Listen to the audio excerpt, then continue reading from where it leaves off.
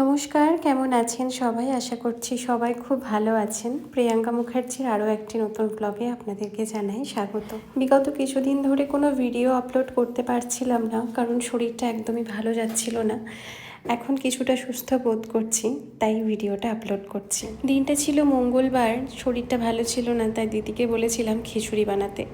সে খিচুড়ি, আলু ভাজা, ডিম ভাজা, টক আর পটল ভাজা আর মায়ের সঙ্গে আচার, এই ছিল আমাদের সেদিনের লাঞ্চ।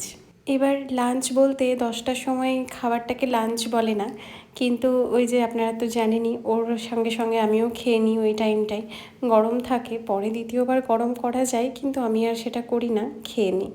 বিকেলের দিকে একটু ওটস বানিয়েছিলাম, ও স্কুল থেকে এসে খেলো আর আমারও কিছুটা খাওয়া হলো।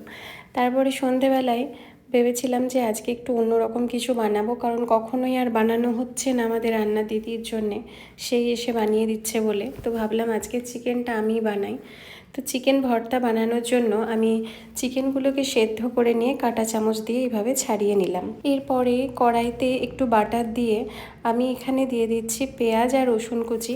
এগুলোকে একটু হালকা ভাজা ভাজা করে নেওয়ার পরে মিক্সার গ্রাইন্ডারে আমি তার সঙ্গে দিয়ে দিলাম টমেটো। এটার একটা সুন্দর পেস্ট হয়ে যাওয়ার পরে আবার ওই কড়াইতে বাটারের সঙ্গে ওই মশলাটাকে ভালোভাবে কষিয়ে নেওয়ার পরে স্বাদ মতো নুন দিয়ে যে চিকেন স্টকটা ছিল, যেটাতে চিকেনটা সেদ্ধ করেছিলাম, যে জলটা, সেটা দিয়ে দিলাম। এবারে আস্তে আস্তে এটা একটু ফুটবে, উপর থেকে একটু লেবুর রস দিয়ে দিলাম যাতে খুব টেস্টি হয়। চিকেন ভর্তা ইজ রেডি। অল্প সময়ে ভীষণ সুস্বাদু একটা চিকেনের রেসিপি এটা।